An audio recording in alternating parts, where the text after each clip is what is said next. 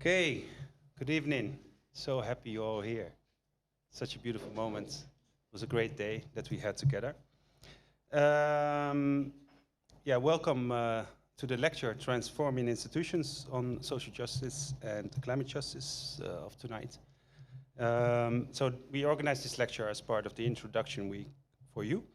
And as I said also before that this is the first time that we have all the participants at once here.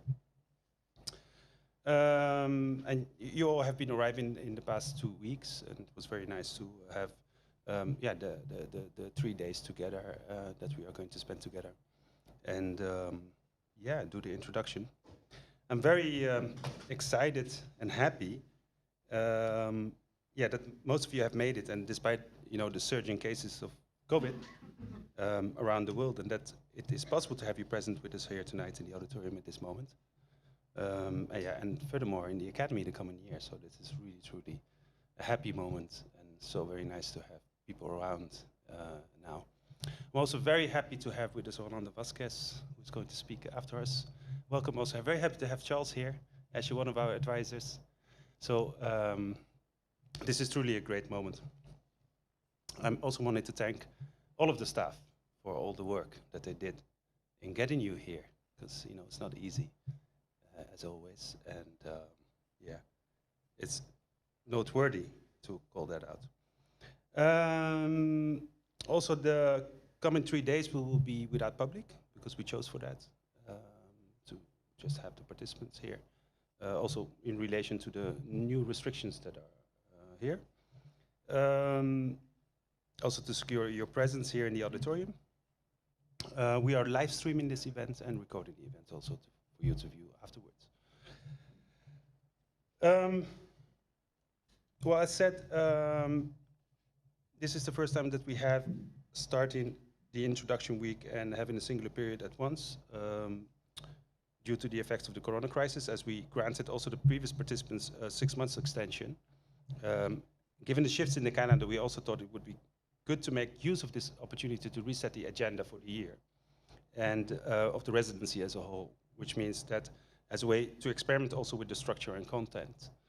You all start in November and then in October. It might feel a little bit schoolish, but it's also an opportunity to see how this works. Next year we'll see what happens. It's not new though, because in the time of Koen Brams, in the 2000s, this was quite customary also to have introduction weeks. And then it shifted away from that and it became a different model. But as said, yeah, let's see what happens with this. Next to this, it's also an opportunity to speak and to follow up on certain topics and on the focus and on the program, because you're all here at the same time. We can follow up on the programming and on the focus of the Academy throughout the year. And that is also an opportunity, that we can make use of.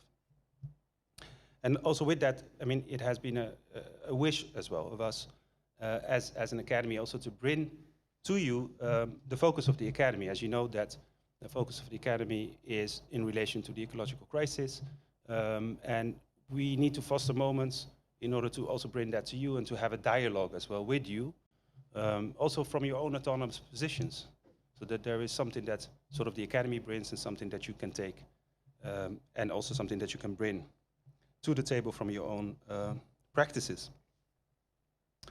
And also the question of how can we all, and this counts for every one of us, from team member and participants, advisors, how can we research and think about our commitments made as an Academy to addressing the ecological crisis in relation to artistic practice? How can we find this balance between your positions as artists and designers and the larger need to transition towards a more resilient and just art practice? And this idea of just is plural, and we will be talking about it today also with Rolando. I can ask many questions about it. And even stronger than this, also stated within the policy plan of the Academy, which is titled 2030, Post-Academy in a World in Transition, and which was published in 2019, which you can also download on our website. The question of how can we utilize the strengths of each and one of your positions as artists and designers within the transition. So it's a vice versa situation. As I'm convinced that many of the answers, solutions, and ways of thinking, ways of knowing, ways of being, lay in your work already. And by being together here at the Academy, we share and communicate to each other our positions and visions of the world. And in the end, when you leave your residency, hopefully fulfilled and even stronger, you're possibly better positioned as a human being or as an artist, having had the chance to take into consideration all of these different ideas and views of the world by, with, and through others. For I think it is the condition of being together, of thinking and deliberating together, that will lead us to understanding and making a better view of the whole picture of the world.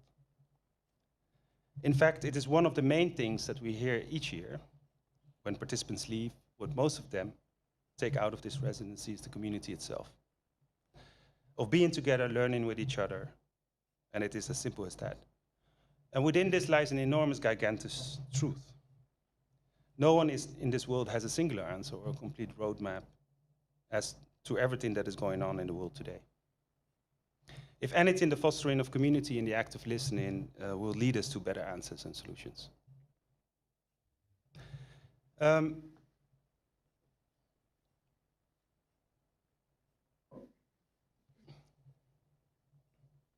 There's another reason why we have brought you all together in this singular moment, and why we are kickstarting this moment with a beautiful lecture by Rolando Vázquez, lies in the question, how can we take your experiences back to the organization? How does the organization become a better organism out of this?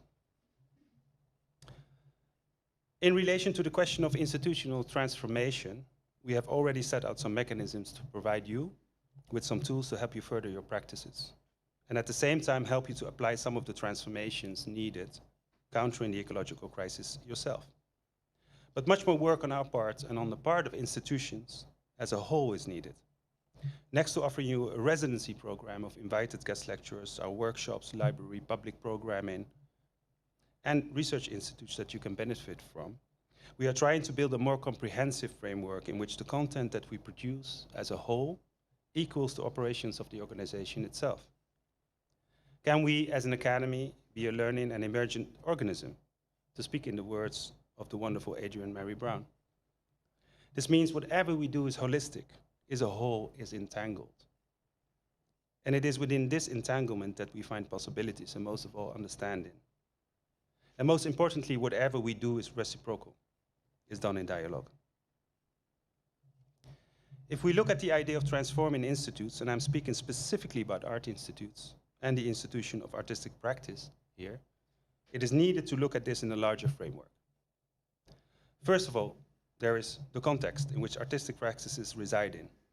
And please also note this idea of residence and to reside in. It's an interesting part in that. This is first of all how artistic practice resides in relation to the world, or how the world resides in relation to artistic practice. Artistic practice does not reside in a vacuum, it resides in relationality. Hopefully, Rolando can deliberate a little bit more on this later on. Then there are the changing circumstances of artistic practice that are of influence in which way practice historically has been seen and how it is evolving. Changing perspectives and circumstances have led to the inclusion of other epistemologies within artistic practice. We can see this all around us, and you have been partly selected because of it. Art practice has always been plural, but because of circumstances and necessity, in fact, because of the survival of our practices, it is needed to include other epistemological practices. And with that, change our notion of art practice. Perhaps we can say such as maybe food practices, or farming practices, or whatever we may say. Then there is, for instance, the changing notion of what we feel that international art practice is and should be. And with the notation on the international. The idea of the international is also a question of distance and time. At a moment in which we need to restrict our mobility and movement in distance, we need to stretch time and slow and scale down our activities in order to reduce our ecological footprint and to enhance our relational capacities with other realms of the world. We have to become progressively aware of our impact on the world and onto others. And in this, I follow the adagium of Rolando when he says that a basic truth of decoloniality thinking is that we cannot live our lives in well-being by the subjugation of others. We are constantly connected to other humans, other non-humans, and our natural environment as a whole. So maybe what's the connection here with climate justice? And I can dig a little bit deeper into what's happened also in the COP26 just recently, where this also was a very important subject. And then later on we can start also relating that back to artistic practice, so how that influenced artistic practice. Also in the talk, in the panel, or the talk that I'm going to have with Rolando in a minute. So in concrete terms, climate justice is about the safeguarding of a just transition for the vulnerable. These could be countries, people, communities within the ecological transition that we need to make. We must have all seen some of the events playing out at COP26, which is the Conference of the Parties in Glasgow last week. Last Saturday, a final text was adopted that in fact quite diluted from the initial ambitions with which the conference started and the ambitions of the UK host and President Alok Sharma. It still mentions and emphasizes the need for a just transition. With the climate pledges made, we are heading towards 2.4 degrees Celsius in 2100. See the Carbon Project for more information about this.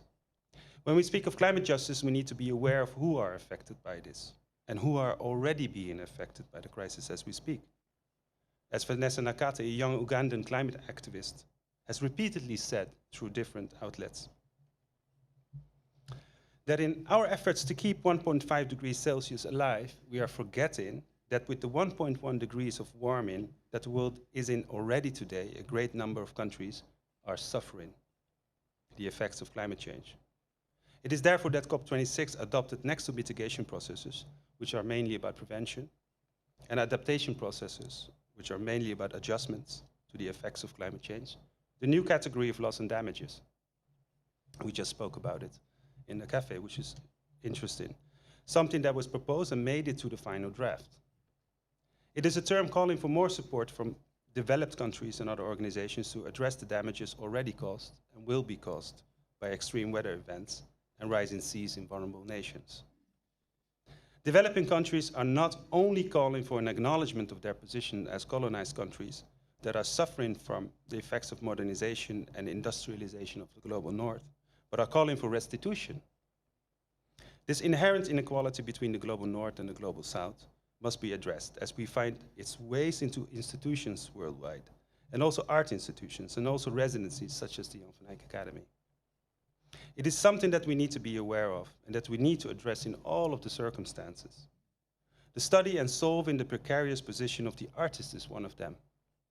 The inclusion of other models within residencies in which plural communities are fostered, from including families to pets, or very concretely about thinking of the housing situation of artists in residence. For instance, as we have been discussing this together also with participants this weekend, is of paramount importance and has become more important than ever. How do we eat, live, work, and stay together? Relations sit in places, as Arturo Escobar calls it. I translate this into trying to reduce your movement in space and time to foster better relationships. Now I want to give it now to Rolando. So tonight we have Dr. Rolando Vázquez, Professor of Sociology of the University College in Utrecht University. Rolando has extensively written about the topics of social justice through the framework of decoloniality scholarship. Rolando is also co-organizer, together with Walter Minolo, of the Maria Lugones School for Decolonizing Thought that is held at the Van Abbe Museum every year. Rolando has published extensively, amongst which the very important essay, Vistas of Modernity, which you can find in the library here, assigned by Mondrian Font last year, and which has become also a very important influence on the art sector. And I would like to give it to Rolando, and afterwards we can ask you a couple of questions of how this relationship between the ecological transition, justice affect representation, in fact, and how justice also is connected to production and to diversity. So I would love to talk about that. Okay, thank you. Thank you.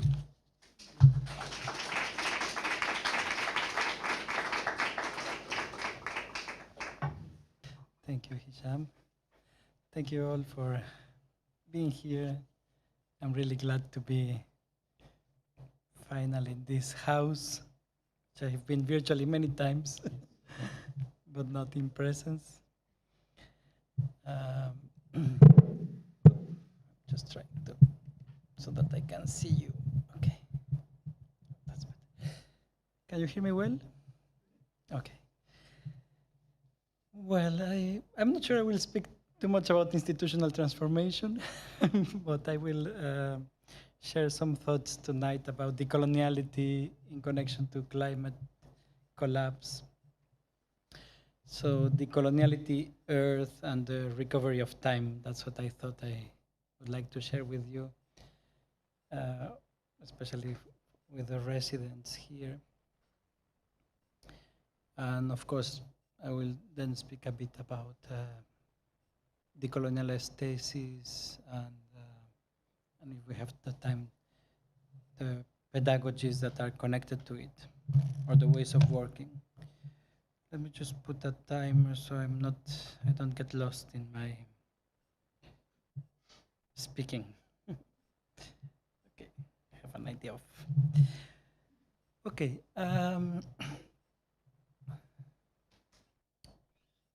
Well, I think the issue of climate collapse that Hicham was introducing and that we all are aware of is an issue that has brought to the fore what I would call the time of Earth. And the time of Earth is a time that is very unlike the time of modernity, of Western modernity, of Western civilization, of Western aesthetics. So I will try to show how the time of Earth that is emerging as in its strength with the climate crisis or the climate collapse we are facing is a time other than the time of the contemporary that is so much praised in our art institutions, and that is a different time than the time of capitalism and endless growth. So one is the empty time of the contemporary, this assumption of the present as continuous and as a present that has no past and that is timeless in a way, and the time of infinite futurity, of the assumption of the capitalist system of endless growth. So in my view, what climate collapse is bringing is this awareness of a temporality that does not correspond to our praise of contemporaneity, nor to our infinite desire for futurity. So the time of Earth, and then I will connect it to why this comes through a decolonial perspective. The time of Earth is a time that the term we use in our writings is a term precedence. Earth is the precedence. It is the time that precedes us. So everything that is in our bodies comes from the Earth. There is no mineral in our cells. So it's not metaphysics or New Age. It's just concrete materiality, you know? All our cells or all our bodily matter comes from Earth, comes from a river, from a mountain.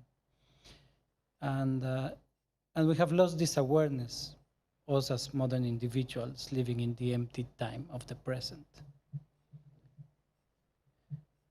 And I think the climate collapse is an important moment to begin recovering that time and recovering that memory of who we are as bodies, Earth.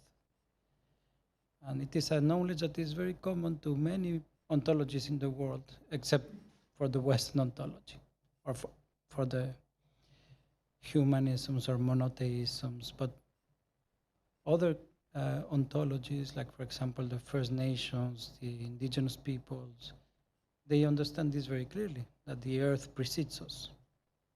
And if it precedes us, the notion of time that precedes is a time that is sustaining us, because otherwise we would not exist, and to which we owe our existence.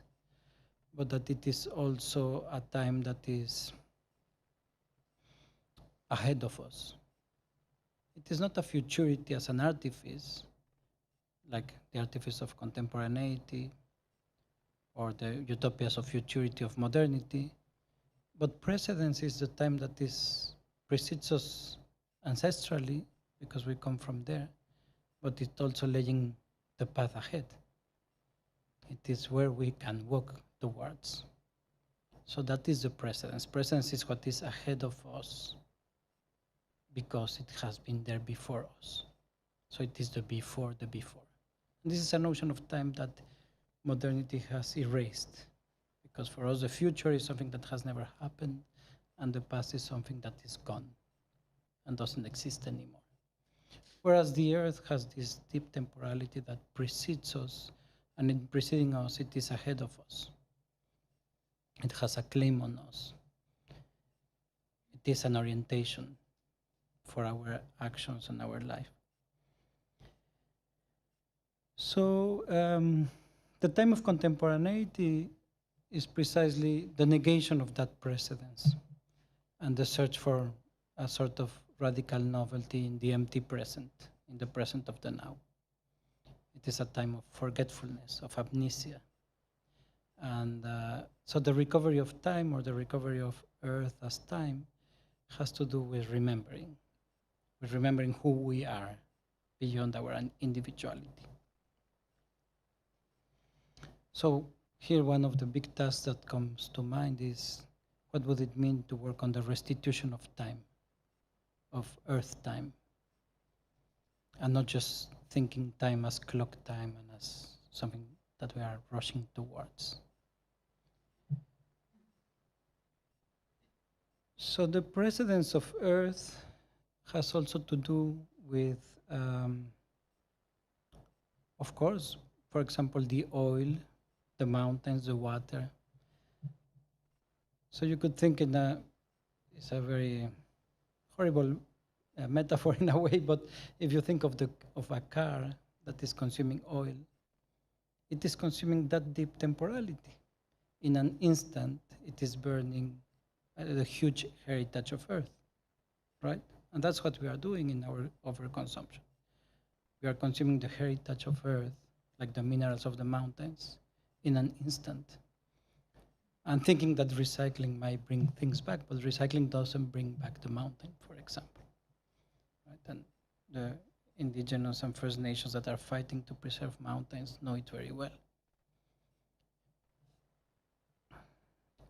So, but also, so this is the material precedence, but also a very deep understanding of the earth as the precedence of movement, as what brings the principle of movement. I think you as artists know how movement is so fundamental to life. Movement, circularity, circulation. We could think of earth as the mother of form. Any amateur collectionist of asteroids, for example, knows that you will recognize an asteroid because it has no form, because the things of the earth have a form, because of the circularity of earth and its gravity. So the forms we recognize come from earth as well, right? Whereas the asteroid will be formless, and that's its characteristic. It has no definite geometrical kind, because the movement of earth is there in our notion of basic notions of form, that don't come from just modern aesthetics, right? So how would it be to think of that temporality that precedes us, even in the forms of our body and the forms around us, in the matter of our body, in the consumption that we do of things that have a very long age and that we consume in an instant of desire of contemporaneity. So contemporaneity speaks about that moment of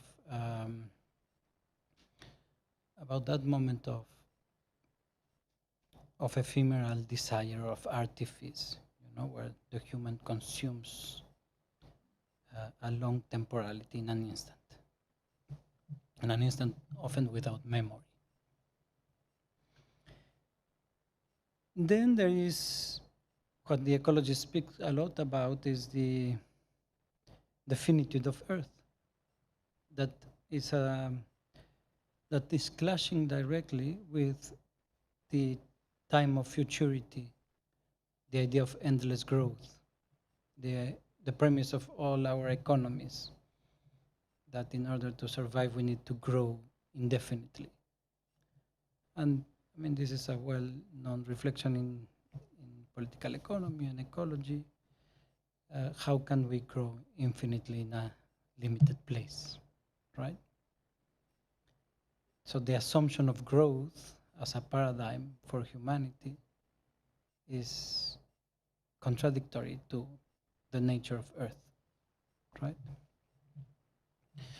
To the extent that this craziness of growth is leading us to what some people that are very close to the Earth in their philosophies and their ontologies are seeing as the possibility of the death of the Earth. If Earth is alive, it can die, and of us becoming orphans of the Earth. So what would that mean? So well, my question tonight is about that, about how could we recover the time of Earth in a paradigm of civilization, of thinking, that has forgotten about Earth as time, that is imposing contemporaneity and endless growth, futurity, as our guiding principles, especially in the arts, the praise of novelty, of futurity. I think it's time to undo that because it has very strong implications.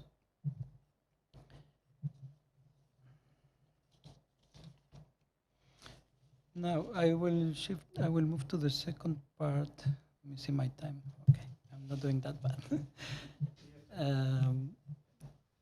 The second part has to do with how this connects to to decolonial thinking. And well, I don't have time to go through the whole framework, but basically decolonial thinking starts from the awareness that there is no modernity without coloniality. So that the modern world, as it was produced by Western civilization or originated by, cannot exist without coloniality. So there is no history of progress, development, Western civilization without a history of colonialism, of destitution, of genocide, of slavery.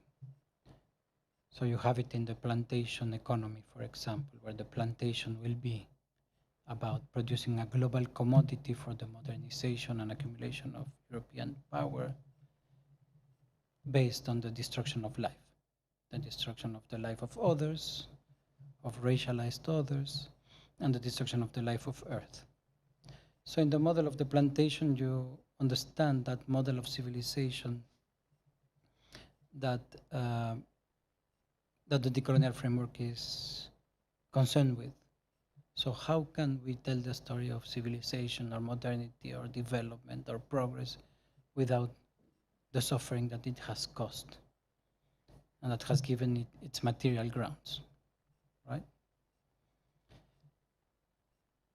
So in this framework, we see that that modernity coloniality as an order has been grounded on the consumption of life,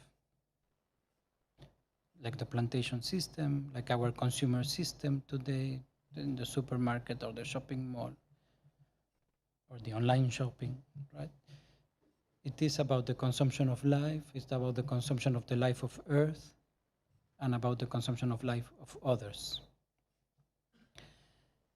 This is what I have called the condition of, that is leading us to a condition of earthlessness, of the loss of Earth, and the condition of worldlessness, the loss of worlds, of other worlds of meaning, of other worlds of ways of living in the world. Because the crisis of climate collapse is not the result that there is humans on Earth. It's a result of a model of civilization that is based on the consumption of life and is not based on care and reproduction of life, right? So the colonial difference is that border or that wound that is open between a world that speaks of progress and civilization, or the modern world or contemporaneity, and a world of suffering and destruction that is connected to it. I always tell my students, in all our clothes, in all our electronics, in our food, we are engaged in that process, in enjoying the consumption of the life of others and the life of Earth, right? And it is a sort of privilege that that has led us to pose this question that Hicham was mentioning, and a question that I want to mention again, that is the question of the ethical question, what I call the ethical question. And the ethical question says, can we live an ethical life in a world in which our well-being and sense of self is dependent on the suffering of others and the destruction of Earth? So can we live an ethical life if our well-being is dependent on the suffering of others and the destruction of Earth? For me, this is a question that is that should not go away, and that should keep us in interrogation and should push us outside of that pretended innocence or that indolence, like our ecological indolence, our social indolence, that we pretend to be good beings in the world, but we don't see that we are part of that suffering and that destruction. So how can we move from this indolence that is connected to other processes of erasure like amnesia, aphasia, the forgetting of time, to processes of relationality and compassion? So what would it mean to make that shift from living a life of indolence to a life of compassion? And compassion here is not a religious term, but is a process of awareness of being moved by the suffering of others, that you are shifted by understanding what's going on the other side of your clothes or your electronics or our possibilities of travel, for example. What is on the other side of privilege, right? So when we go to the question of decolonial aesthesis, which is an attempt to shift the discourse of aesthetics in a decolonial way, to recover aesthesis, other ways of sensing, other ways of being in the world, we say that one fundamental aspect of it is that we should shift from the logic of representation, so art as representation, knowledge as representation. So who holds the power of representation and why we exercise that power? To a paradigm of reception. What would it mean to develop the capacity of reception instead of the power of representation? Can we receive others? Can we receive what's happening around us? And we cannot do it, I coincide with Hicham, we cannot do it alone. We cannot receive all what's happening on our own. We need to do it with others, right? But that is, of course, a radical shift of the practice of these institutions, of art practice, right? If it is not about you enunciating, you representing, you saying the latest or what has not been said before, to what about developing a power or a capacity of reception. And of course, in many ontologies, to receive is one of the big transformations. Because when you enunciate, you don't transform. You enunciate to the other, one directionally, your work, your position. But when you receive, you become another. Right? So it is an exit from that individuality that comes through the capacity of reception. If you really receive the other, you stop being yourself. You become more than yourself, right? So this is what, following our mentor and friend Maria Lugones, is for me is one of the paths towards exiting individualism and the paradigm of the individual towards a plural self. So the plural self is somebody that is capable of relations and of being transformed in those relations. And that is why we put so much emphasis in the capacity of listening. Instead of enunciation, listening. What would it mean? And in many ontologies, listening is a big capacity of wisdom, of knowledge, instead of being trained to speak. And also, it comes with another big shift that is the shift from owning, the shift of property and individual property, to owing, to this recognition of what sustains us that I started with, right? The recognition of the precedence that is sustaining our life. Because if we have a language, if we have a name, whatever we have is because there has been others before us. And this recognition of owing whatever we are is something that should be capable of pushing us away from the logic of owning and this arrogance of being able to destroy the earth, for example, because we own, right?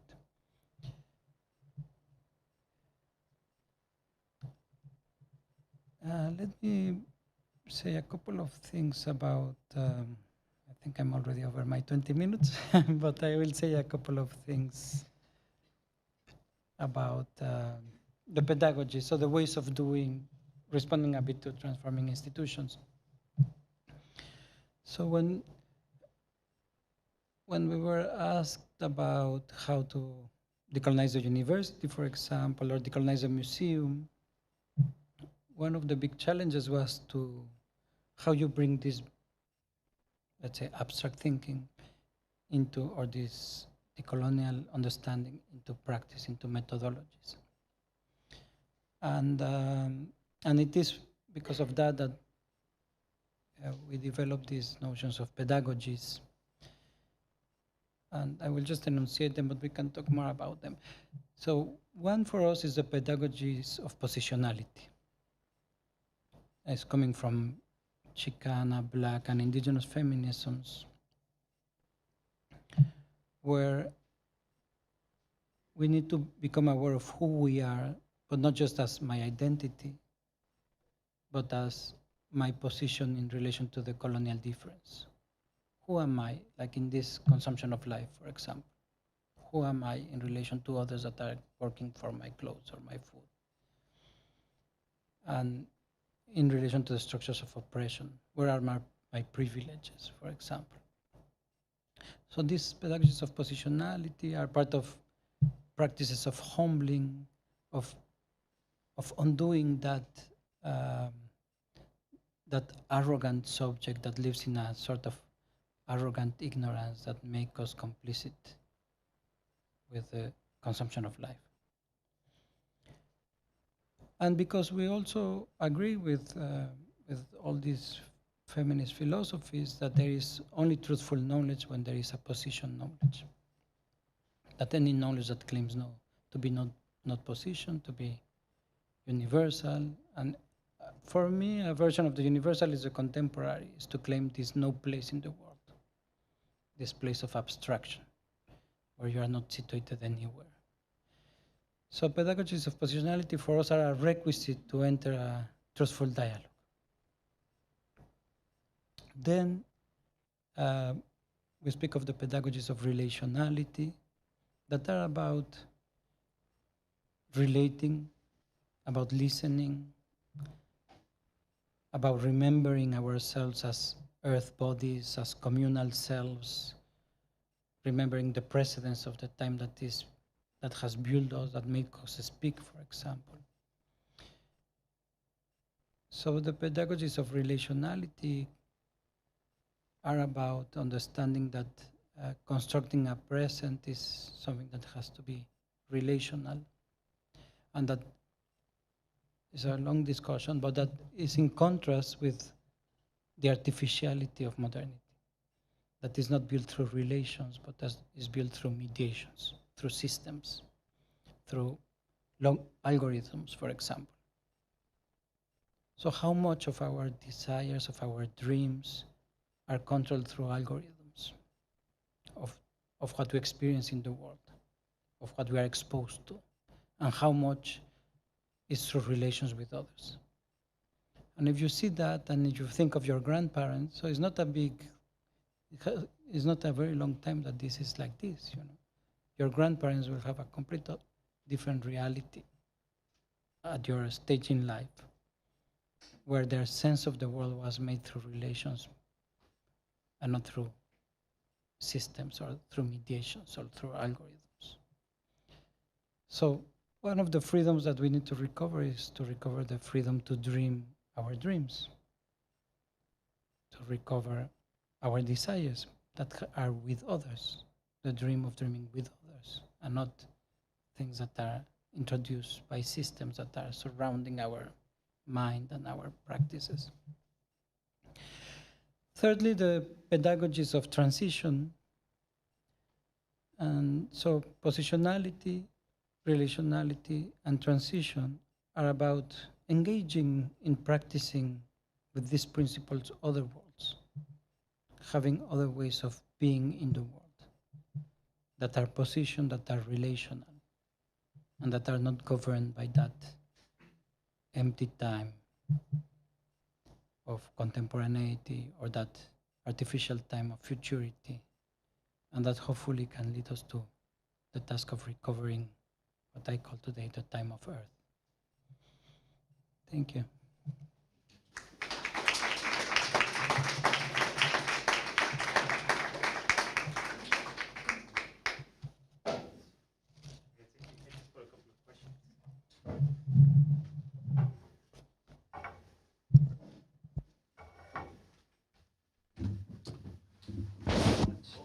Thank you so much, Rolando. I don't even know if I have questions anymore. I mean, you've said so much. We just take a couple of questions. I'm going to pose a couple of questions and then leave it up to you as well to pose a couple of questions. A lot of things have been said, a lot of terms, a lot of interesting comments, quotes. My first question to you, actually, I just wrote it down because I was just interested in this concept of the algorithms, and this might deviate a little bit from the topic of the transforming institutions, but usually I agree with you completely. With this one, I was like, that's new to me, this, this idea of algorithms. I was just wondering whether, first of all, are you completely against the technological artifact?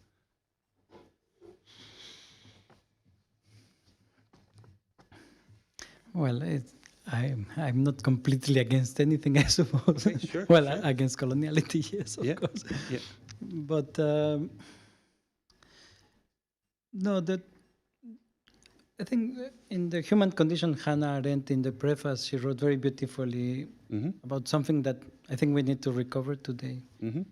And it is that she was thinking that the language of science, like the mathematics, like for the space age and things like that, were escaping the language of what she will call in the language of the physicists of man. So it was escaping our relational languages, so the capacity of understand between us. And I do think we have generated a system that is functioning in languages that we cannot access. anymore. And that system, those, for example, now the algorithms are governing what you see, for example, in your telephones, or the moment you log in into in the internet. You don't see what is there, you see what all those algorithms have been profiling you, and this is creating a reality that is destroying relations, that is replacing relations, So in that way, the problem is not the mathematics of it, the problem is what they are politically producing. Exactly. And I think, for example, in this last year, since the politics of Trump, for example, or Brexit, you see how society has become depoliticized in this way, in that there is no public spaces with difference of opinion. That algorithms begin insulating opinions and controlling them. And then you have a society that is extremely polarized and that is incapable of becoming political in the way the political would function across differences. But wouldn't you say that it could also be used for the other side? To enhance relationships, in fact? Because where you could create all these chambers or the echo chambers, one could also use the technological artifact in order to create relationships or to foster them or to make them better.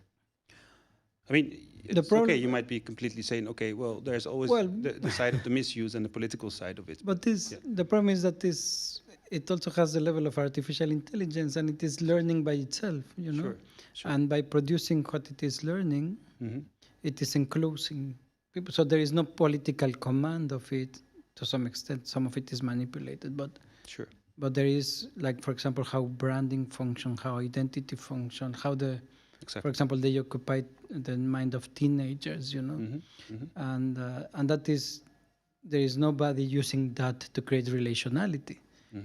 It is a machine that is made to consume the lifetime, and it is sucking the time of life of the teenagers, for example. Exactly. And it is learning how to attract them by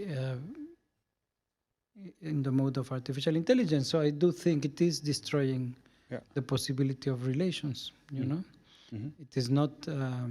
So what I say is that it is replacing relations with mediations. So things that you would normally learn from speaking with your grandma or with your friends, you just learn it through TikTok, and that becomes your life experience. But nothing remains, of course. But your life experience is replaced. The relations are reduced and replaced by mediations that are controlled by an artificial system that there is no one person behind, And I think that's one of the big dangers, that is not something that a politician can come and shift it and say, let's program the algorithms differently, No, also because then I thought about that a lot, like in the sense of whether this kind of thinking, like decolonial thinking, might also be opposing sort of the technological post-humanist approach. Sort of, we've had a couple of discussions here as well at the Academy where people would take this approach. We even had it with different institutions, but in fact, as I'm hearing you, then you wouldn't see a way out of the of the capacity of this technological artifact, in fact, reducing our lives than enhancing them. I mean, the way out is recovering the freedom, to dream our own dreams. Exactly. To relate to others, to relate to Earth. Yeah. And there are many communities that sustain that, but they are separated from this artificial environment where a lot of people that are, especially the people that are consuming the most of Earth and the most of the life of others, that is a reality. Yeah. And for me, this is the separation that is that is in a way replicating the colonial wound. It is the people that are consuming life are separated from understanding what is going on, and from meeting others that are directly connected. I mean, imagine we could meet the people that made our shoes or our trousers. it will be quite shocking for us to know their families and how they live, and how they don't have the same things that people in this part of the world has, right? And maybe we will not bear the possibility of encountering all those lives, including habitats, right, that are gone for our way of consuming and our desires, So I think this fracture is very important to address today. Sure. Yeah. So take it a little bit from this technological question back to climate justice and social justice, and even also back to art practice. I mean, you already mentioned a lot of it. One of your premises that you should be aware of the position of your well-being as opposed to another person's well-being, right? How can you map that or bring that back to the question of art practice? Because what we try to do here as well, at least propose this notion of there is an importance to think about the steps that you take as an institution, first of all. And next to that, how can this institution support alternatives or ways of working that might better that situation of this inequality, in fact, that it has become or existed through the many frameworks that you've also spoken about. So how would you, what would you like to tell us as well in relation to this idea of climate justice or justice as a whole in relation to artistic practice and representation for that matter? I mean, but you talked about it already. Well, it's a long question. It's a long question, but it needs another talk. Yeah, but we can split it in parts. Yeah. Yes, well, first, of course, the decolonial is oriented towards justice, right? So it is not a knowledge for knowledge's sake. It is a knowledge that is committed to justice. And in that way, there are many things to do, right? One is, as I say, positionality. And so create a way of doing and learning that starts from the recognition of who we are in the world, and not an innocent position that I'm a good person, right? Or I have this identity that I created. Who you are in the world in relation to others, right? Is this idea of innocence also connected to privilege? Yes. Yeah.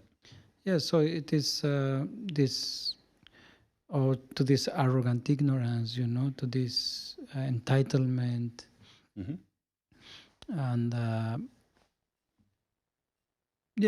sort of innocence that needs to, I think, be overcome in order for us to become responsible. Because I think becoming guilty is not politically useful, It doesn't lead anywhere. I mean, guilt, for example, when we speak of discrimination, guilt just produces a recentering in privilege. Whereas if you go beyond guilt, you can begin taking responsibility, by knowing your position and how your privileges are produced, So I think we need to renounce that position of innocence and know that we are implicated. So what Maria Lugones used to say, we are all implicated. And what she also used to say is to know how to answer the question, what has you? What moves you, right? So what is moving you to do what you do? And is it just the idea of yourself, or is it the relation with others? Are you replicating the colonial difference, or are you undoing it, right? So I think it is a humble position that is a moving out of this pretended innocence, right? And I think we are all forced maybe to apply to this institution, right? You have to play out that innocence in order to be selected. I don't know. So, but how can we move away from that, right? Into a consciousness of being implicated and of living with contradictions, right? Mm-hmm. But in a positioned way. Then, of course, the task of that we have argued a lot in institutions of diversity, right? That diversity that has to do with what we do as art, but as collections, as curriculum, that has to do with the who is in the institutions, who is directing, who is cooking, who is doing the security, who are the participants, all that, right?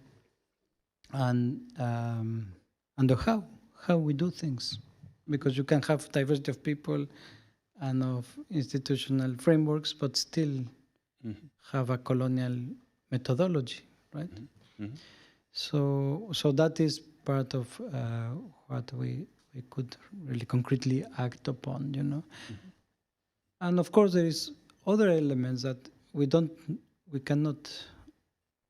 Each one of us cannot work on all the facets that need to be addressed, you know. Mm-hmm. Mm-hmm. So I think it's important that some of us work on revealing the artifice of modernity. So what goes wrong with modernity, and how it pushes us to forget who we are. Others, or another level would be who works on coloniality.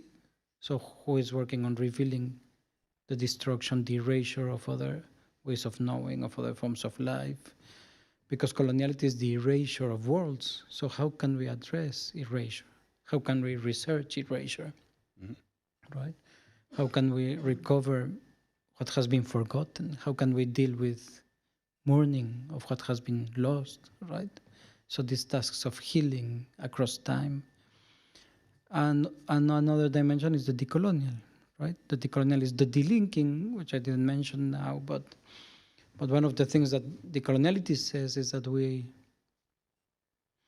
should not strive for becoming modern or becoming contemporary, because that is a paradigm that is implicated in the suffering of others. So the race to the contemporary is a mistaken race, right? I think for us, the linking is the way, is how can we create other ways of being that are positioned, that are in relation, and that are not deluded by that dream of progress, of modernity, of contemporaneity. Yeah, Right. it's hugely difficult because, in fact, what you're saying is delinking from contemporary art. If you're delinking from the contemporary, you're delinking from contemporary art. So, first of all, you give us an answer on how to do that. This is through relationality. This is through positionality. But we are still manifest. We are still part of it. We are still, in fact, through contemporary art, we have invited, let's say, a decolonial scholarship. So it's super interesting. This topic has been discussed before as well with other people. The idea of the contemporary. Maybe it's a comment and not so much a question, because maybe it's a big question. But how do we move beyond this idea of the contemporary if we are still part of it, right? So is it the idea of delinking? Such thing as with Haraway maybe saying staying with the trouble, just staying in it, being in this chaotic, difficult situation, Well, or would you break with it, or you know? Yeah, for us it's not such a problem, I think. So I think it's kind of a false problem, you know, because one is if you recognize that you're implicated, is because you are in the contemporary, right? Yeah. And that makes you implicated in all sorts of things that you don't want, right? So I think it's first delinking from the innocence of the contemporary as apolitical or as the most advanced or whatever it might be. And so how you work through it, that is the question, right? So what we see with some of our relations, right? The people that have been working with us for many years, for the Decolonial Summer School, for example, is that it's not, these are, for example, many of them are artists that are recognized, but their focus is not to attain the contemporary. Their focus is, for example, to heal the colonial wound, to deal with coloniality, right? So they might be called into a contemporary museum, but they are not there because of the contemporary, you know? And that is not where their energy is. That is not what takes them to become contemporary or to be validated as contemporary. What takes them is to address these issues of injustice, right? Of ancestral injustice, of memory. And that is the core of their work, and not the contemporary. So if the institution hosts them and is a contemporary institution, well, that doesn't mean that the time of their work is contemporary, you know? Sure. Yeah. So in that way, I don't see. And it's also a process that has been done together, because in the school that you run at the Van Abe, it's you invite all these people together, and they are there in an intense program of 3 weeks, and you have conversations basically, or you share, and they can be intense. Yeah, because everything is opened up, you know, going through difficult issues as well, personal issues. Another side question might be, is decoloniality also about rediscovering the self? Well, as I tried to say, it's about it would be. I mean, in the theoretical discussion, is more about overcoming the self. Overcoming the self. Yes. But so as part of individuality, or because yes. So how you become a plural self. A plural right? self. Okay. Yeah. And how you recover the time that constitutes you, and that you are not just the person that is now, but you are a series of relations. That's why we are alive, right? Yeah, exactly. One more question and I'll give it back to you, okay? Then everybody can ask, whoever wants to ask a question can ask a question. The question of restitution. That's also something that is mentioned a lot in climate discourse. I also talked about it a little bit. So how is this idea of restitution connected to the idea of epistemological restitution? So how could we connect restitution within climate justice, which is mainly about giving back, or giving back, connected to overcoming or going back, or at least emphasizing or being aware of this act of erasure and the act of inclusion?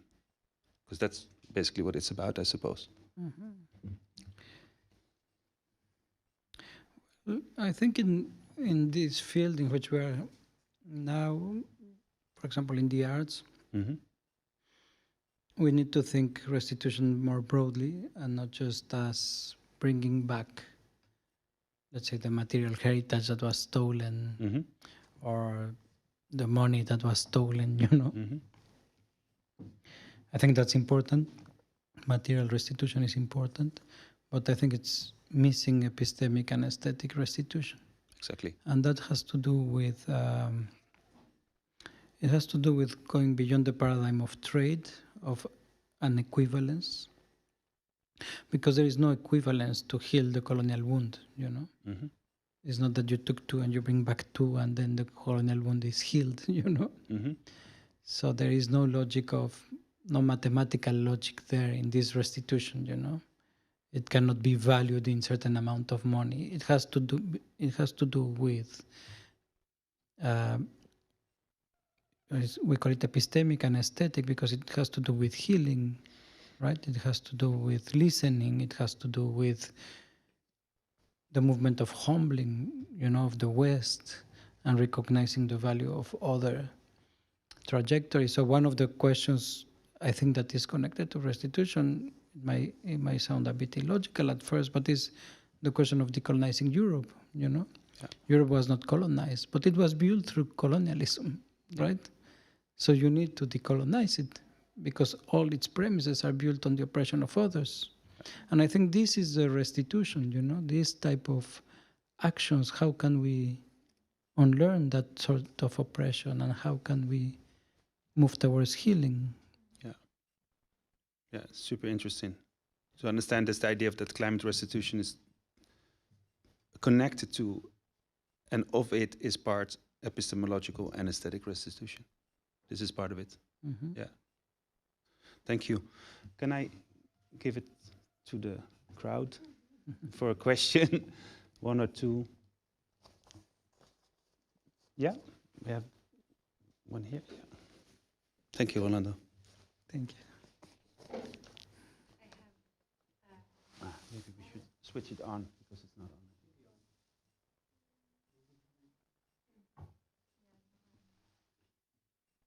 You can have mine otherwise. This one. Yeah, I can give her mine. Is it on?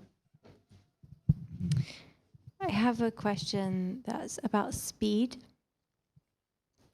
because there's an urgency, of course, we understand there's an urgency. But that maybe doesn't translate to the way that people's minds work. So how do we translate an empathy, which we might feel in much smaller, slower circumstances? How do we translate that empathy to something which needs this global, urgent transformation? Mm-hmm. Well, there are two things here, right? I think Santos, De Sousa Santos says that there is no modern solutions to modern problems, right? And we are facing modern problems for which there is no modern solutions. And the fact that there is no modern solutions, one of the ways in which we interpret it is that that we need to, that we cannot frame it as a global response, although we need a global response, but the sphere of action has to do, at least for us, has to do with localities and relations. So one of the terms we kind of use to speak of this is learning from indigenous politics, and we speak of indigenizing, because indigenizing would mean that we all, wherever we live, in a city or in the countryside, we become responsible for the people around us, for our food, for our water. And that type of response would be a global response to this problem of overconsumption. And so that is how, but there's not one magic solution, of course. But this is on a very local level. It's like if you see urgencies on a local level, you can respond to them on a local level. Mm-hmm. But I think that as a species, we don't see the repercussions beyond our immediate environment. It's like that's just a psychological thing. It's quite difficult, I think, for a lot of us to see the things which we do on a local level have repercussions on a global planetary level. So I think we have a lot to learn from indigenous practices where there's a real sense of being within one's ecosystem, one's local ecosystem, but that needs to translate somehow to a global ecosystem.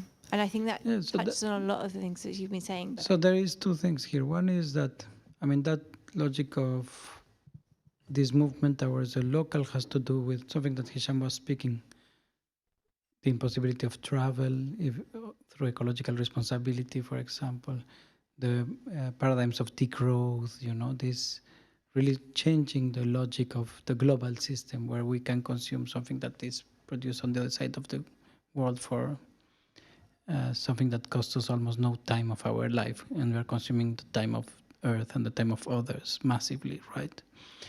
And so that's one thing, that the response is a deep transformation of, if we survive and we learn to enjoy life through our means, would be very different. And the other is what I call the arrogant ignorance, So the question that there is an epistemic enclosure, an aesthetic enclosure, so our senses, our way of understanding and sensing the world is enclosed. And that doesn't allow us to understand the consequences of what we do or to face them. You know, I don't think it's necessarily a logic of our species. It is a logic of the system that makes us ignorant of the suffering of others and of the destruction of the planet that we are carrying. You know, it's not the discourse, for example, surrounding the global commodity is one that is made so that you don't know what is going on. It's not that industrial processes are not known or that we could not know it as a species. It's that you are made not to know, right? And you are quite happy not knowing as well. So I think that's why we need to break that ignorance, right? Because I think we can know what's going on behind all the things we do.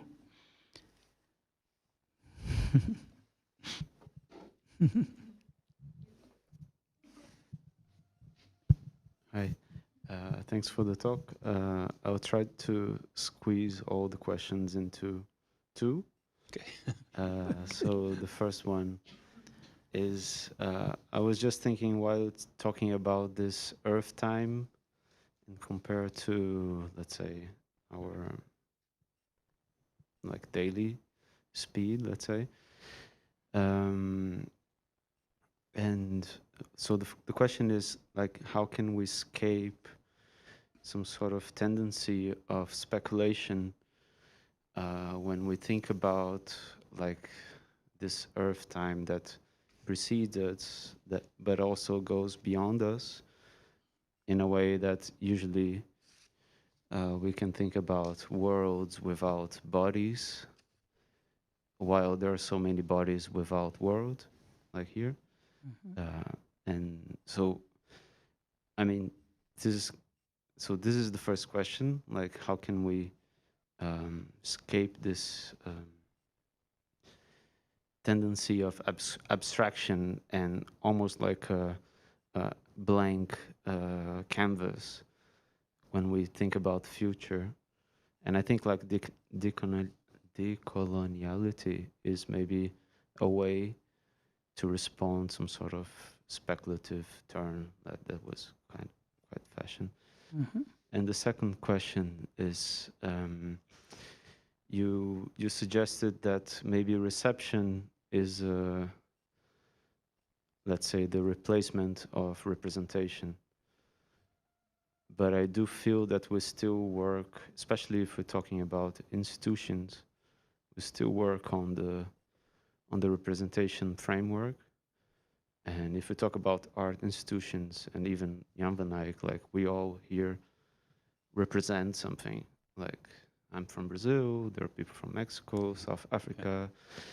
So there is like, I just want to understand the diagram. Like if we are still working on the representation framework, there is something in between representation and reception that might be maybe inclusion, but still operates in the representation framework somehow. And we are included.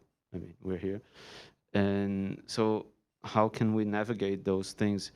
And is there like reception the end goal? Like if we like overcome the logics of representation, because right now it feels, reception feels the way out for people who own power, meaning institutions.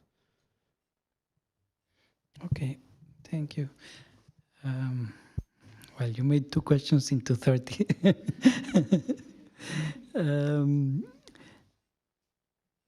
Yes, definitely the decolonial has to do with, well, it's not a direct contestation, but is acting where the speculative turn is insufficient. Because the speculative turn and its new materialist associated thinking that has to do with assemblages, with messiness, all those terms. What they do is they are very interesting, but what they do is that they are presentist, So the reality is the actants in the present, is a formation of materialities, this type of thing. And what that doesn't allow space for, at least for us, is for the question of justice. Because justice is ancestral, it's an ancestral call for the diasporas, for the descendants of the enslaved, from the descendants of genocide, colonialism, And that call for justice, that ancestral call for justice, is not in the messiness of the present or in the speculative futures, It is a call that comes from not forgetting. So in a way, those paradigms tend to complement a politics of forgetfulness, that is very useful for the neoliberal capitalist system, So for me, where is the question of ancestrality there that is calling for justice and that is inspiring so many movements in Brazil, in Mexico, People are fighting for a justice for what has happened. And that what has happened is not in forensics or in traces in the present. It's in the communal memory, And that doesn't fit in the materiality or in the assemblages. So... And it's very interesting because in some of these speculative fabulations, they often go very far into the future to find the indigenous, right? and why they don't dialogue now with the indigenous that is there, And that is calling for a different paradigm of life, of civilization, that has been doing that for 500 years. So then the second question about... reception and representation. Well, that's why we put a lot of emphasis in the verb, in verbality, and in listening. How can we move from the objectivity of the present, and that is from which representation is attached, to practices, verbal practices of listening, of reception, of relationality. And here, what you have is, well, there are many things that you mentioned, but let me just say this. It's not that there will not be any representation from it, but it's that the politics of it is about reception. It's about hosting the difference of the other, as some of the movements say, It's about hosting other worlds. It's about making other worlds possible. But so their emphasis is not about winning that fight for who represents what, like the nation state, my individual identity, my whatever it is, my career, So it is about, it's not a world that will be without representation. It's a world where the priority will be placed or should be placed in reception and not in the power of... And the power of representation is a power of authority over others in a way, It's part of the patriarchal system, of the state system, and of the system of the canon of aesthetics, of who validates that, like these institutions, right? So who has the power of validating? That is a very important question, right? Mm-hmm. So how can... so shifting to representation is to reception is to ask, like I have written in some places, what would it be to make a design that listens, an architecture that listens, instead of assuming that power over others, mm-hmm. that we are trained to exercise. But it doesn't specifically mean beyond the object. No, but then the object is relational. Then the object is the expression of a relation. So that I wouldn't call it, in my writing, I don't call it the object, I call it the thing, because the thing, like the ceramic pot, for example, comes through the relations of the community with the earth, for example. Mm-hmm. So the relation produces a form and a coming into being of a world that has forms. But that creativity is relational, is not the dominant of an abstract reason over matter, So it's not that there will be no, well, in a way there will be no objects, but these things, Mm-hmm. things that express relations and that don't forget where they come from. I think a lot of the, for example, when we're in the conversations with fashion, you know, about a lot of the history of modern fashion is this artificiality, this sartorial practice of forgetting where the material comes from, forgetting the work that has been done before, and just creating an abstract shape that was in the imagination of the person, right? And destroying all those relations to produce that. Whereas, for example, in indigenous fashions, for example, in Mesoamerica, there is first the preservation of the work of others, of the form that has been produced through the communal work and the ancestral work. And that is, of course, folded and changed in form, but in a respect to what you receive from others, not in the consumption of all the material to create my form, you know? So in that sense, a lot of art practices have been very violent to what makes them possible, you know? They imply a big consumption of earth and the work of others to create a form, you know, that is separated from those relations that make it possible. So what would it mean to listen to those relations? And it doesn't mean you stop creating, but what does it mean to create as listening? Bringing that into your consciousness, right? Asma.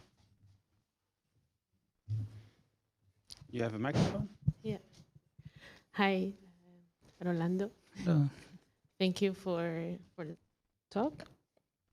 I was just wondering, because we made a reference to the, sorry, I'm nervous because a lot of new people okay. and. No worries.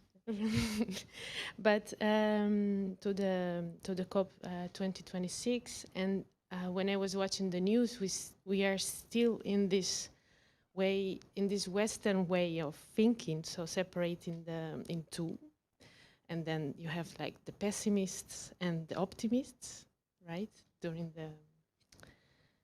the political talks, and then we keep forgetting that a very big part of the world were also was not present. So like Russia, Brazil, China representatives were not there. And then hearing your talk, you're very skeptical about the telephones, TikTok, etc. So when all these things come together, let's say the end result is, again, the West compensating in money to the other countries to restore. But my question is, as a professional, what do you think are the tools for restoration that are not only money-wise? So for us, let's say for us and artists, because this is, again, this is the political situation, right? And in a way, I have the fear I don't have so much influence in, you know, in this meeting. But as an artist, what are the tools for restoration? Well, of course, there is no good answer to this question, but let me clarify something. When also Hicham was asking about tools, about technology, I think following here Ivan Illich, there is a big difference between tools and technologies, right? And in a way, we could use technologies as tools. So when you can use TikTok to mobilize people and to protest against ecological devastation, you are not being governed by the technology. You are instrumentalizing it for your politics, right? So I think that is something to clarify. It's not that, but the problem is that primarily those technologies function to control our horizons of intelligibility, our horizons of imagination, of dreaming, you know, and we are not conscious of that. But if we use them consciously for a politics of, let's say, of protest or social resistance, I think they should be used, and they are being actively used by feminists, by First Nations, by indigenous movements, you know. So it's not that using the tool itself is wrong, but But yes, it is connected to a big power that continues creating all that violence and that ignorance, right? That we were speaking about. So they are not just innocent tools. You can govern them for other ends, but they are not reproduced because of that. They are reproduced because they produce a lot of money through consumption, right? But you can be conscious of the implication. That's what you Yes. said then. Yeah. And you can mobilize them for a different purpose, Yeah. right? Yeah. The other thing you were saying, well, when we speak about epistemic restitution, or maybe the word here is not restitution, but it's about shifting what somebody like Escobar, for example, mentions about different ontologies, shifting the ways of thinking. Whereas if we keep on thinking of the earth as a set of resources that we have to manage sustainably, you are missing the knowledge of other philosophies, other ontologies in the world, where the earth cannot be seen as a resource. And I think, for example, Vandana Shiva has this beautiful example about how for the West, a tree that is dead is worth more money than a tree alive, right? It's a resource. And a tree alive is not worth money because it doesn't generate any economy, right? So, and the same for example, for the wise men of the Sierra Nevada in Colombia, is the same. For them, the mining industry is the destruction of the mountain, and for them, the mountain alive is much more worth than the mining company that will function for 10, 20, 30 years or 50 years and will destroy something that's been there sustaining a whole system of life for millions of years, right? So I think this is the ontological challenge. How can we undo those premises that put the human on top of the earth, right? And so what we call anthropocentrism is part of the Western model of civilization, is the only system or the dominant system that says the human is the center of the world and is more important than the earth. But there are many other ontologies that don't think that for them is absurd to think that. First, how you can separate the human from earth, and second, how you can think that what sustains your life is less important than you, right? So I think this is the challenge of epistemic and aesthetic struggle, not just restitution, because it's not about getting back, but it's about being heard, It's about an intercultural conversation, a deep critique of the system. So it is part of the struggles that need to be dealt with, Some struggles are on the ground to defend the forest, really. I mean, we know how many people are being killed for defending the earth across Latin America. Is terrible. And but we also need to do the struggle of, let's say, at the level of epistemology, of philosophy, of ontology, to show how absurd the system that we believe is the way of thinking of the world is, how absurd it is, The way even these people that want to preserve the earth, they keep on thinking of the earth as a set of resources, So how can we shift that? How can we really humble modernity to be able to listen to other ontologies? That is a big question, So when, for example, when we hear the knowledge of the wise people of Sierra Nevada, they know so much about the earth, that we cannot know in the way we are trained as humans. So one of the big questions, philosophically speaking, is how do we overcome the paradigm of the human? This idea of humanity that is sustained in its separation from earth, right? So, of course, it's not an easy task, and it might not come fast enough. Speaking of speed. Yeah, but would you say that maybe within the practice of, let's say, local food production and farming, small-scale farming, and these kind of things as artistic practice, it's an attempt already to go back, let's say, to this connection, and maybe this is also your question in relation to what can we do as artists, or also within the larger framework of a COP26, which is much more dealing with institutes and larger institutes? Maybe that was also a little bit your question, maybe? Yeah. Yeah, you don't.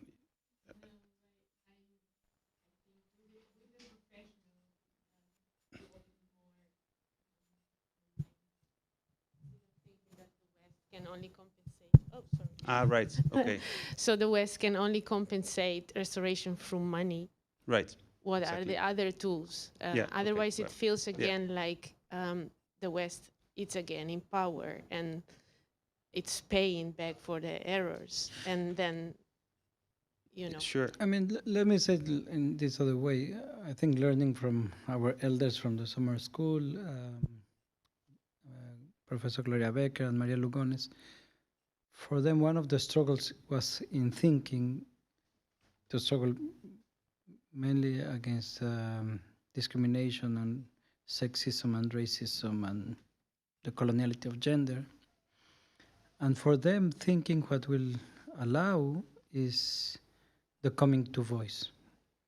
So the possibility of speaking from what cannot be spoken with the given language. So I think one of the struggles today is how can we listen to the earth, for example? How can we speak in a different way, and not just in terms of money and production, and challenge that paradigm, you know? That will be the delinking, the beginning to think otherwise. Because if we don't have other vocabulary and think otherwise, we remain in the same paradigm. So that is one of the big challenges. And I mean, for us, these great feminists have done it because they say my existence was not visible through the major anthropological or philosophical frameworks done by white males in Europe, you know. None of my existence had any validity or could be spoken. So they created a vocabulary that we are using today to speak about those things in our society.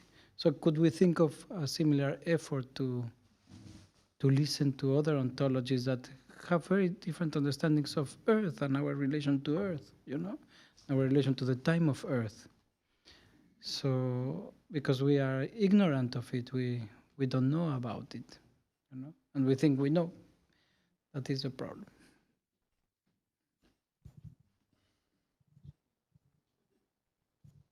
Hi. Thank you so much for your talk. I've learned so much because I always felt like climate justice there was nothing in there that I could understand because it was just going to be about science. And then now I felt like kind of included because as a person of color, it kind of it brought so many ideas that I kind of knew when you come to discuss like race and in other parts of kind of sociology. So that was like really interesting for me. And I guess my question was this, like in some faiths, the end of the world is inevitable. And so how do we have like those conversations about climate change while still respecting their beliefs?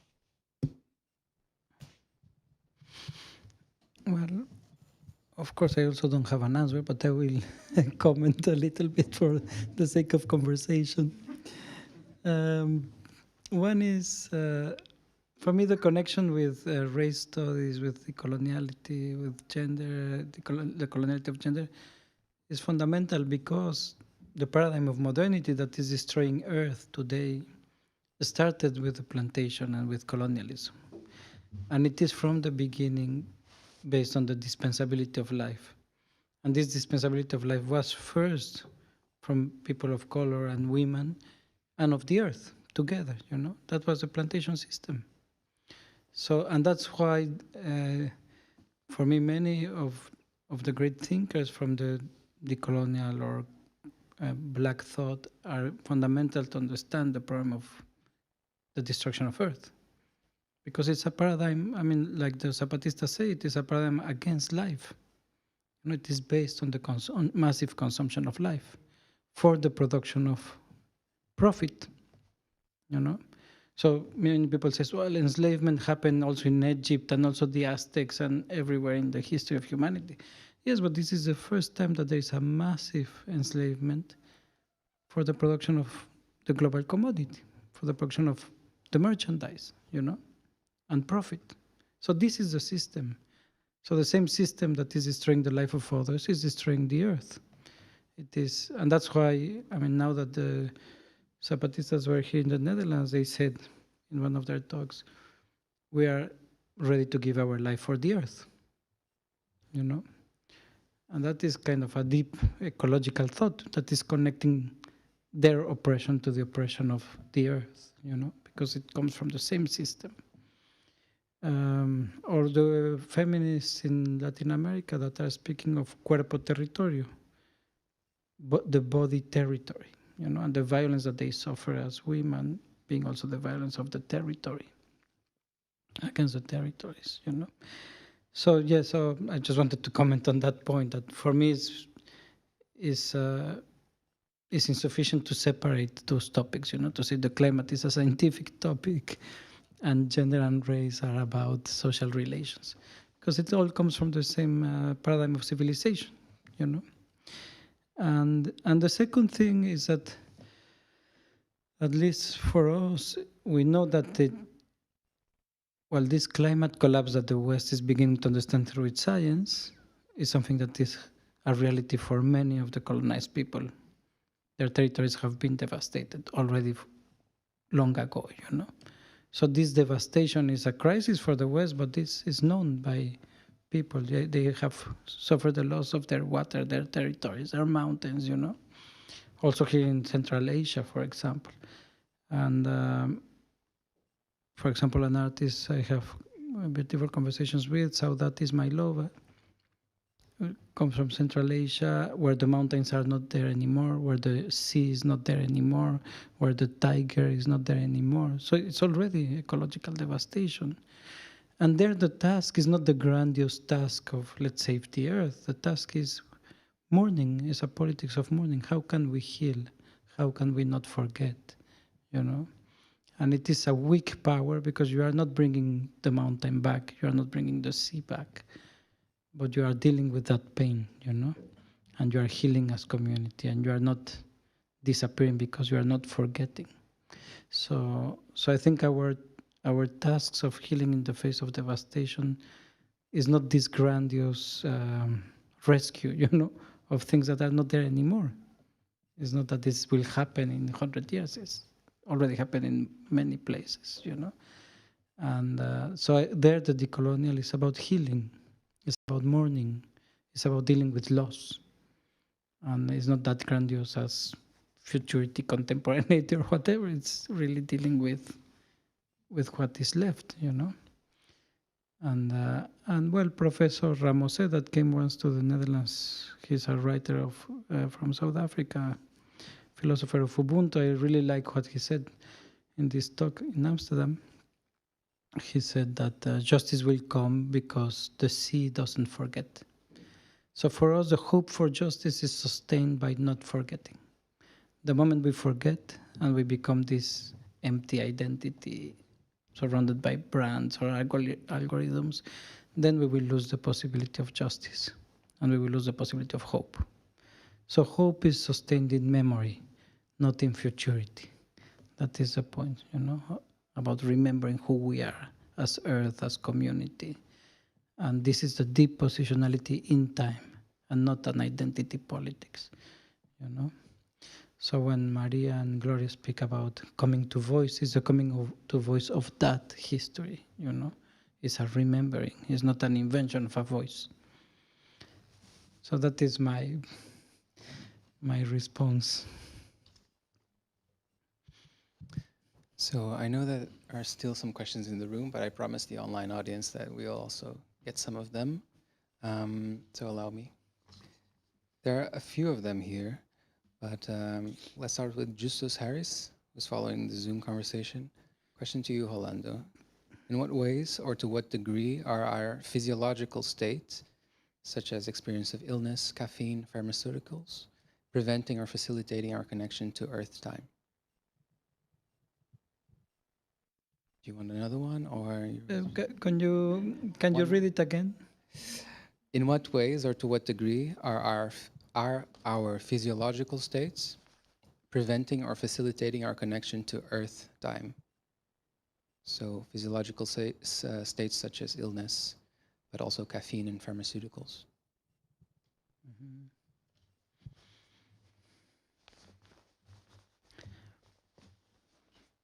Well,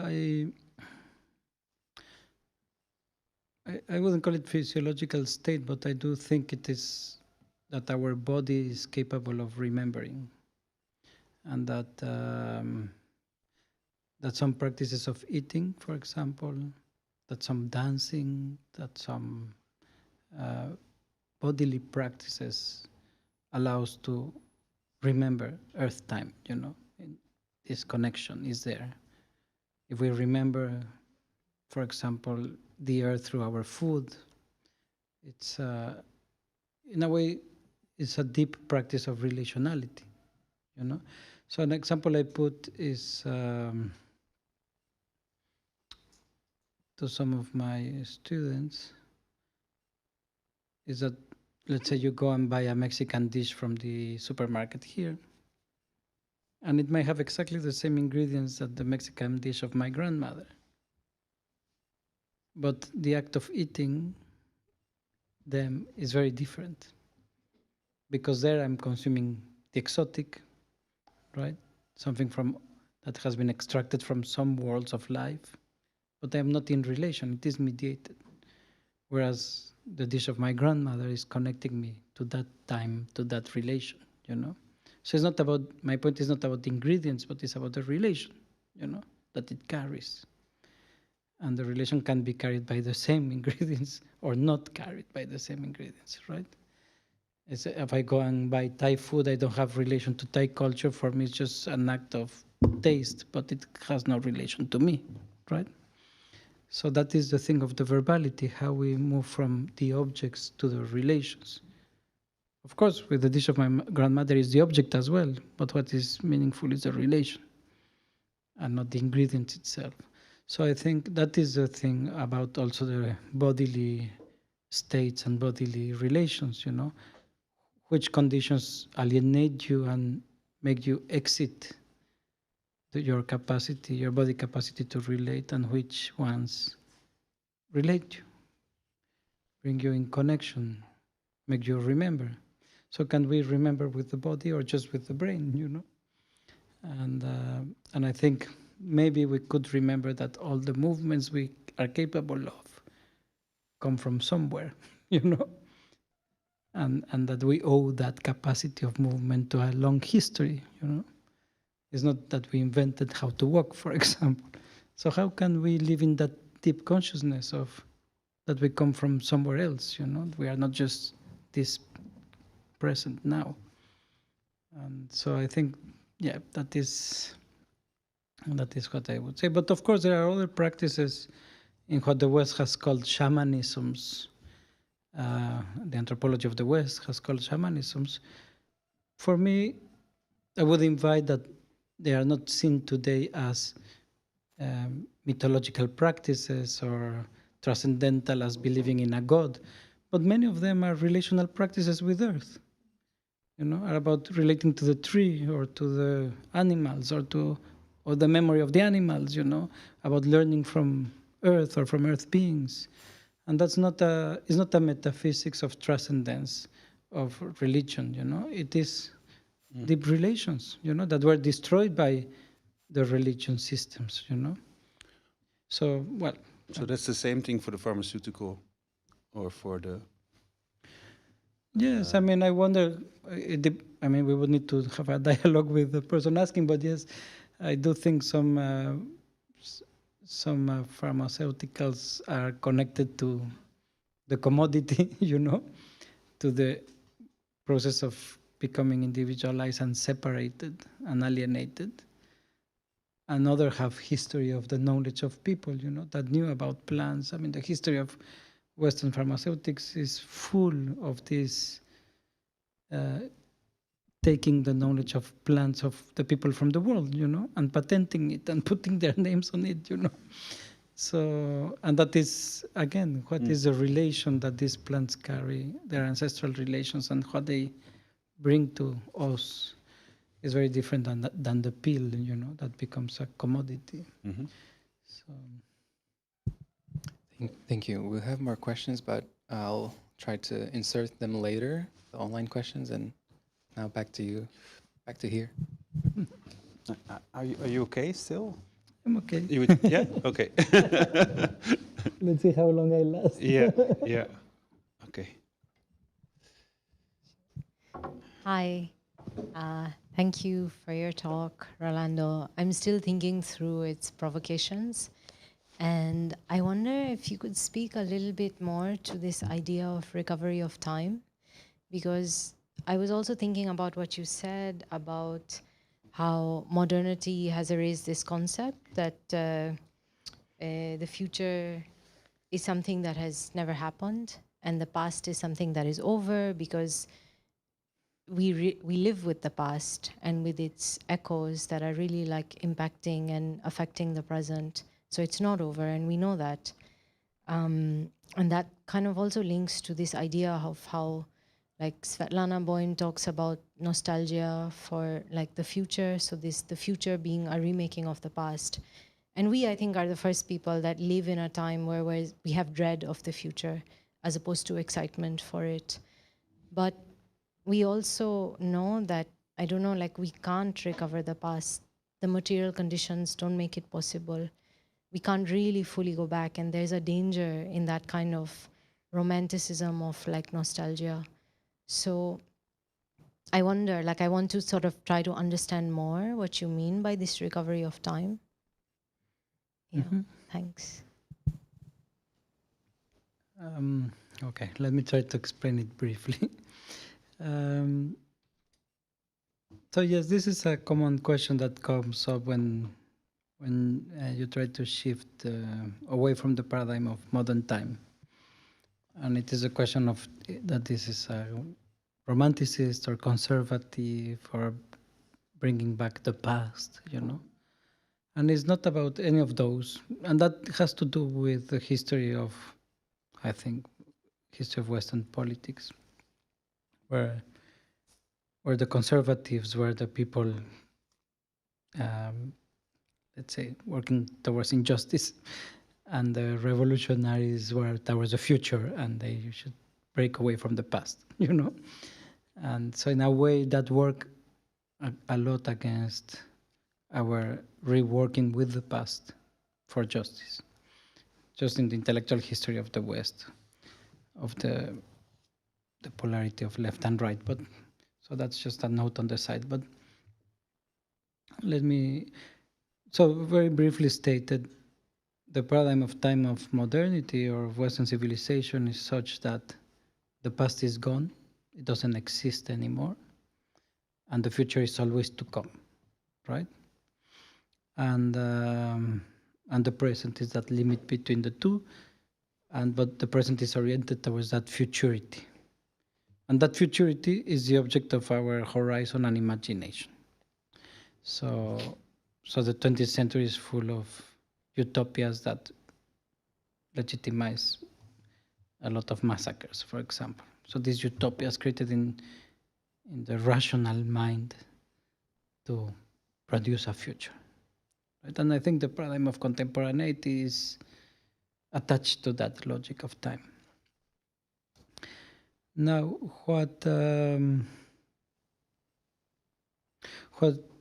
when we use the term precedence, we are speaking of a completely different understanding of time. And it is a translation, let's say, a sort of intercultural translation from listening to First Nation, indigenous, Afro, Maroon thinking, where ancestrality is very prominent as a politics, as a guide, as a struggle, So futurity is ancestral. And the problem is the following: so let me go one step into abstraction. The paradigm of modernity is, in the history of philosophy of Western modernity, is bound by a dichotomy of time that is immanence and transcendence. So immanence will be what is in the present and the materiality of the world. And transcendence will be what is beyond the present, not in the world, right? But when you think about politics of justice, for example, ancestral politics, then ancestrality is not in immanence because it's not in the present, right? It's what has happened. The tradition of the enslaved, for example. But ancestrality is also not a transcendence. It's not a futurity or a god, or a superhuman. So in the dichotomy between immanence and transcendence, there is no space for this deep temporality, right? Where the past is alive, where the past is actively forming our present, and our present is just the emergence of that past that is not fixed, that is not an archive, that is not death. So one of the images I use is the image of the sea, where if you see the surface of the sea, that will be the present. But that shape is because of the depths that are underneath, So time functions a bit like that, at least in our thinking, There's a depth of time that is ancestral, that is moving. It's not fixed it's not a dead thing, And it is all the time shifting the present.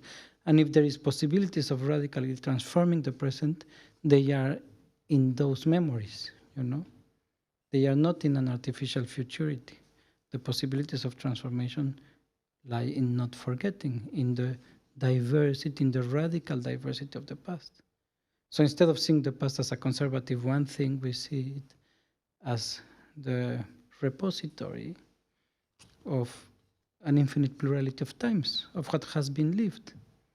So what we are suffering today, for example, with climate collapse, reading it through this understanding of time, is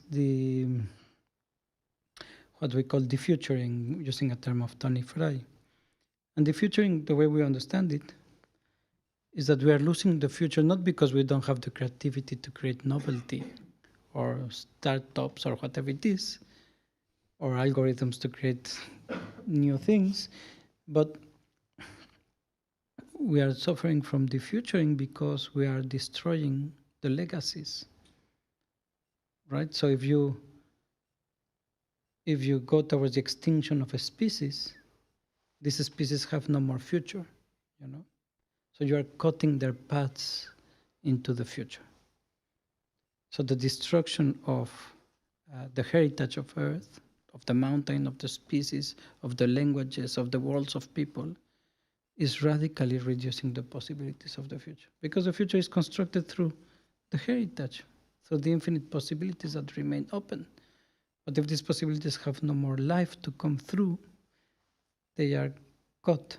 It's a cutting. Also, Hannah Arendt spoke about the cutting of tradition, where a language cannot be spoken anymore, where a living being cannot exist anymore. So that is reducing the possibilities of the future, because it is destroying the heritage of Earth and the heritage of peoples, And that is the time of precedence. All the infinite possibilities that we have from what has existed, that we owe whatever is possible today to that, instead of dreaming of an artifice of a future that we can invent one day, as if it is brought from outer space, Any future that will happen will come through that relation to what has happened, to our language, for example. So that is a very deep shift in the understanding of time and why the temporality of modernity is leading us towards an ignorance that is amnesic, that forgets. So for me, it is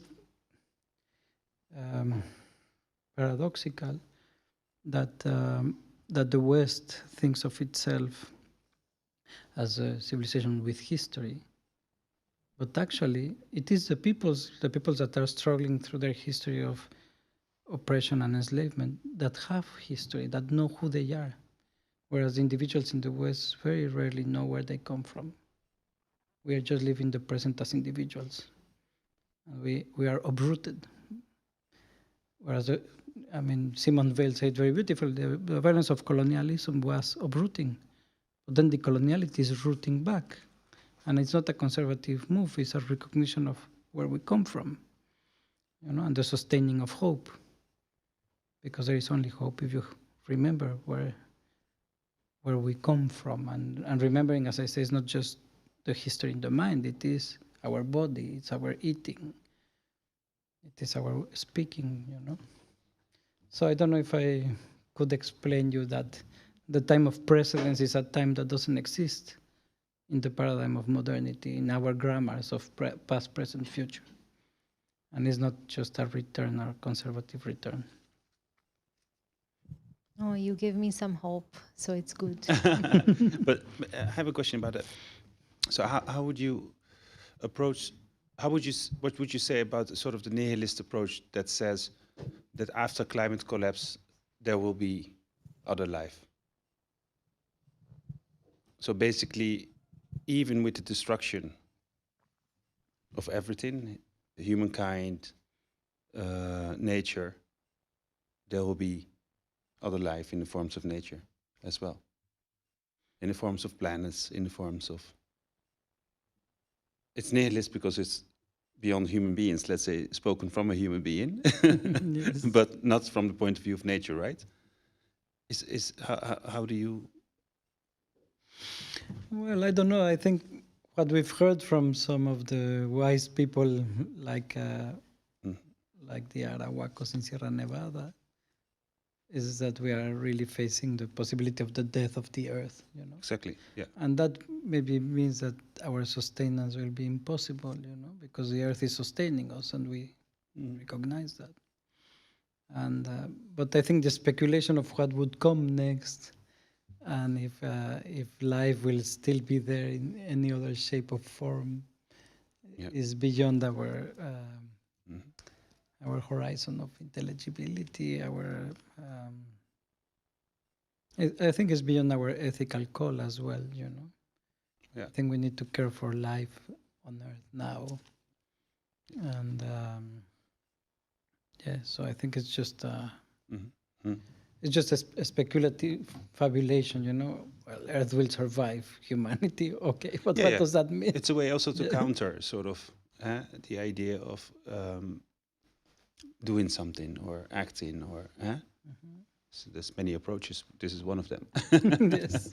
So, shall we keep it with this, or you want to? There are many questions online, but the true question is if you have energy to answer them at this moment. I think we can take one last one. Last one. Last one. Yeah. Allow me to go you're the on. one that's doing the work here. So we have a question from Giulia Bellinetti, and her question goes back to the question of technology. So I am interested to hear Rolando's opinion about movements as Afrofuturism or even the New Weird, where technoculture, science, and speculative fiction are used with a strong futurity orientation as emancipating tools to reclaim lost imaginaries and ideas of futurity. Nice question.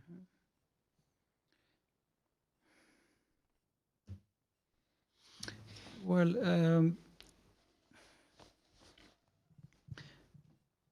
it is a complex question because it has some aspects that are very problematic, that have to do with, let's say, with separating or putting on the side the critique of technology that has been kind of very well developed, especially after Hiroshima and the Jew Holocaust. And so this celebration of technology as a way out is very dangerous in that way, in the way that it doesn't recognize the critique of, for example, what somebody like Adorno will say, or Habermas, of instrumental rationality, and the dangers of that rationality being deadly, you know. And so I think a lot of those writings do not observe that, and I think it's important that it is observed. Then there is the other aspect that has to do with Black radical thought, and for example, the thinking of Fred Moten, and how there is possibilities under condition of enclosure, under technological conditions that are not the conditions of most people oppressed in the world, but are the conditions of some people oppressed in the world that are in technological enclosures and institutional enclosures, like the prison, like the credit system, etc. The particular conditions that don't apply to many other people oppressed in the world. And how through that system it is possible to transform its politics. So I think Fred Moten speaks about transforming the commodity form to make it do something else, you know, and going through it, he says. You know, so it's very different from the strategy of delinking, but it's also a thought that comes from very different structural conditions. And then it's very interesting for me because the paradigm of futurity and speculation, in some, at least some of what I know, but I'm not a specialist and I haven't studied it much, but in some of what I perceive in this literature is that they use the notion of futurity as a way out, and technology and speculation and all of that, but there is always the ancestral that comes through, you know. So there is always this claim to justice of ancestrality that for me is discrepant with the celebration of futurity, you know. But so in a way is very complex because there is a use of the dominant system and its claim of novelty and futurity to claim a space for the ancestralities that have been subjugated or racialized, you know. And so I think there is a lot of tensions between those two positions, or that encounter between radical novelty and the claim to justice, which in decoloniality we take a different strategy. We say, no, we need to break with the paradigm of futurity and technology to open relational forms, you know. So yeah, it's a very complex question, but very interesting. And I think one that has to recognize that struggles and thinking sits in very particular conditions, you know. It's not about this paradigm is the solution for everybody. It is a paradigm that is important for conditions of duress within the US society, for example. There it takes a lot of power, but it's not really, you cannot really mobilize it under other conditions where there is not such a dominant world of the commodity or the prison or the credit system, for example. So I think it needs to be seen contextually. And maybe that's what is missing in it sometimes, you know. It's contextual placement, it's positionality. So this is, yeah, it's a very interesting question. Yeah, super. I want to thank you very, very, very much for this wonderful, wonderful moment. And I want to thank the public. I want to thank the participants. Yeah, and up to the next time. And now we can rest a bit. Thank you. Thank you, Hicham.